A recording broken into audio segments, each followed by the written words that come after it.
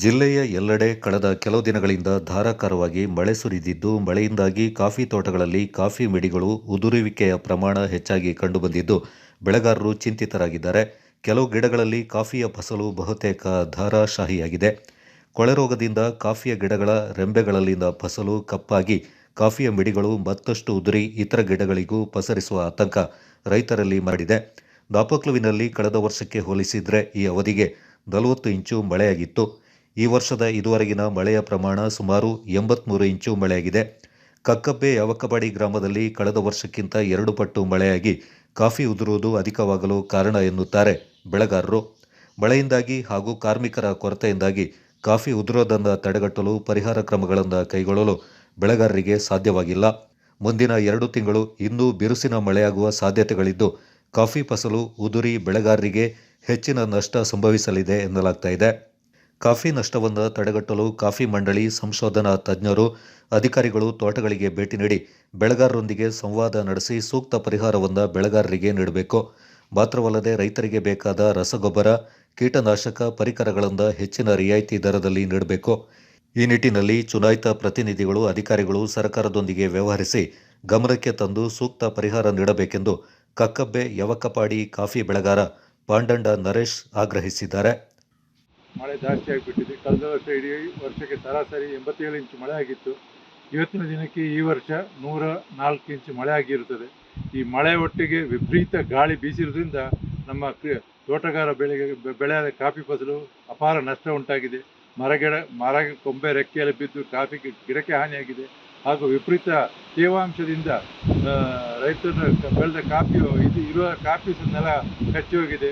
ಸರ್ಕಾರ ಇದಕ್ಕೆ ಏನಾದರೂ ಸ್ಪಂದಿಸದಿದ್ದಲ್ಲಿ ಅಥವಾ ಏನಾದರೂ ಪರ್ಯಾಯ ವ್ಯವಸ್ಥೆ ಈ ಕಾಫಿ ಉದುರುವಿಕೆ ರಕ್ಷಿಸಿ ಮಾಡಲು ಸಂಶೋಧನಾಕಾರರು ಏನು ಕಂಡು ಹಿಡಿದಲ್ಲಿ ಮುಂದಿನ ವರ್ಷದಲ್ಲಿ ಕಾಫಿ ತೋಟ ನಡೆಸೋದೇ ಆಗ್ತದೆ.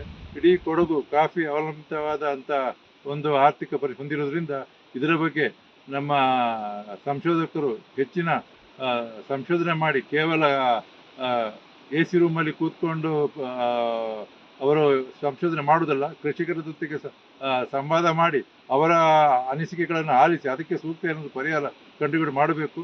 ಹಾಗೂ ಸರ್ಕಾರ ನಮ್ಮ ರೈತರಿಗೆ ಕೊಡುವಂಥ ಗೊಬ್ಬರದಲ್ಲಿಯೂ ಸಬ್ಸಿಡಿ ಕೊಟ್ಟು ಕೀಟನಾಶಕಗಳು ರೈತರ ತೆಗೆಯುವಂಥ ಎಲ್ಲ ಕೃಷಿಗೆ ಬೇಕಾದ ಪದಾರ್ಥಗಳನ್ನೆಲ್ಲ ಕಮ್ಮಿ ದರದಲ್ಲಿ ಕೊಟ್ಟು ಸಹಕರಿಸಬೇಕೆಂದು.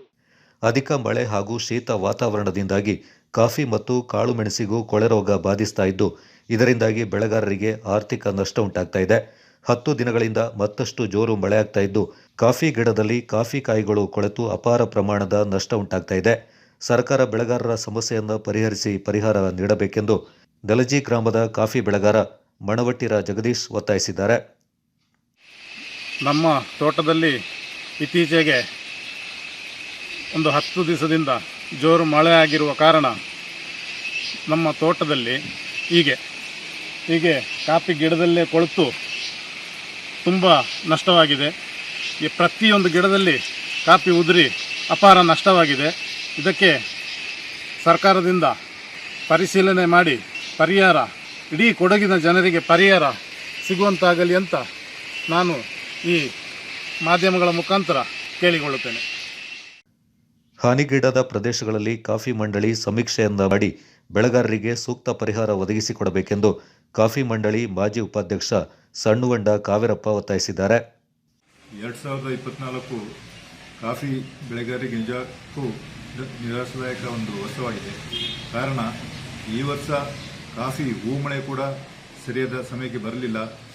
ನೀರು ಹಾಯಿಸಿದವರಿಗೂ ಕೂಡ ಬ್ಯಾಕಿಂಗ್ ಕೊಡಲು ನೀರಿನ ತೊಂದರೆ ಹಾಗೂ ಬ್ಯಾಕಿಂಗ್ ಕೊಡೋ ಸಮಯದಲ್ಲಿ ವಿಪರೀತ ಉಷ್ಣಾಂಶದ ಕಾಫಿ ಕಾಯಿ ಕಟ್ಟುವುದು ಕೂಡ ಪೂರ್ಣ ಪ್ರಮಾಣದಲ್ಲಿ ಕಾಫಿ ಕಾಯಿ ಕಟ್ಟಿಲ್ಲ. ಸತತ ಈ ಜುಲೈ ತಿಂಗಳಲ್ಲಿ ನಿರಂತರವಾಗಿ ಸುರಿಯುತ್ತಿರುವ ಮಳೆಯಿಂದ ಹಾಗೂ ಗಾಳಿಯಿಂದ ಕಾಫಿ ಬುಡಗಳಲ್ಲಿ ನೀರು ನಿಂತು ಕೊಳೆ ರೋಗ ಶುರುವಾಗಿ ಕಾಫಿ ಮಾತ್ರ ಅಲ್ಲ, ಅಡಿಕೆ ಹಾಗೂ ಒಳ್ಳೆಮೆಣಸು ಬೆಳೆಗಳಿಗೂ ಕೂಡ ಬಹಳಷ್ಟು ಕೊಳೆ ರೋಗದ ತೊಂದರೆ ಶುರುವಾಗಿದೆ.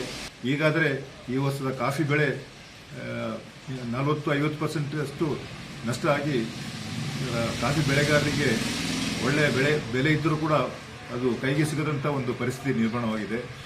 ಕಾಫಿ ಬೆಳೆಗಾರರ ತೊಂದರೆಯನ್ನು ಸರ್ಕಾರ ಗಮನಕ್ಕೆ ತೆಗೆದುಕೊಂಡು ಸೂಕ್ತ ಪರಿಹಾರನ ಒದಗಿಸಿಕೊಡ್ಬೇಕು ಅಂತೇಳಿ ಕೇಳಿಕೊಳ್ತೇನೆ. ಭಾರೀ ಮಳೆಯಿಂದಾಗಿ ಕಾಫಿ ಉದುರುವ ಜೊತೆಗೆ ಕೊಳೆ ರೋಗವು ಗಿಡಗಳಿಗೆ ಹಬ್ಬುತ್ತಿದ್ದು ಕಾಫಿ ಬೆಳೆಗಾರರು ಭಾರೀ ನಷ್ಟ ಅನುಭವಿಸುವಂತಾಗಿದೆ. ರೈತರ ಸಮಸ್ಯೆಗಳಿಗೆ ಸ್ಪಂದಿಸಿ ಜನಪ್ರತಿನಿಧಿಗಳು ಮತ್ತು ಅಧಿಕಾರಿಗಳು ಸರ್ಕಾರದ ಗಮನಕ್ಕೆ ತಂದು ಸೂಕ್ತ ಪರಿಹಾರ ನೀಡಬೇಕೆಂದು ಕೋಕೇರಿ ಗ್ರಾಮದ ಬೆಳೆಗಾರ ಚೇನಂಡ ಗಿರೀಶ್ ಪೂಣಚ್ಚ ಒತ್ತಾಯಿಸಿದ್ದಾರೆ. ನಮ್ಮಲ್ಲಿ ಈ ವರ್ಷ ಏಪ್ರಿಲಿಂದ ಮಳೆ ಪ್ರಾರಂಭವಾಗಿ ಇಷ್ಟರವರೆಗೆ ಕಳೆದ ವರ್ಷಕ್ಕಿಂತ ಡಬಲ್, ಕಳೆದ ವರ್ಷ ಈ ಟೈಮಿನವರೆಗೆ 40 ಇಂಚು ಮಳೆ ಆಗಿದೆ. ಈಗ 80 ಇಂಚಿನಷ್ಟು ಮಳೆ ಆಗಿರ್ತದೆ. ನಾವು ಮಾರ್ಚ್ ಎಂಡಿನೊಳಗಡೆ ಸ್ಪ್ರಿಂಕ್ಲರ್ ಮಾಡಿ ಕಾಫಿಯ ಹೂಗಳೆಲ್ಲ ಭಾಳ ಚೆನ್ನಾಗಿ ಬಂದಿರ್ತದೆ.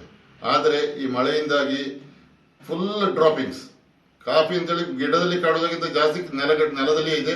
ಅದರಲ್ಲದೆ ಕೊಳೆ ರೋಗ ಸಹ ತುಂಬ ಇದೆ. ಕೊಳೆ ರೋಗವು ಒಂದು ಮರದಿಂದ ಮರಕ್ಕೆ ಫಾರ್ವರ್ಡ್ ಆಗ್ತಾ ಇದೆ, ಜಾಸ್ತಿ ಆಗ್ತಾ ಇದೆ.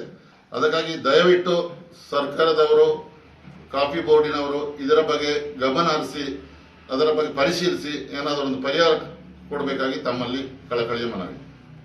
ನಾನು ಕೋಕೇರಿ ಗ್ರಾಮದವನು.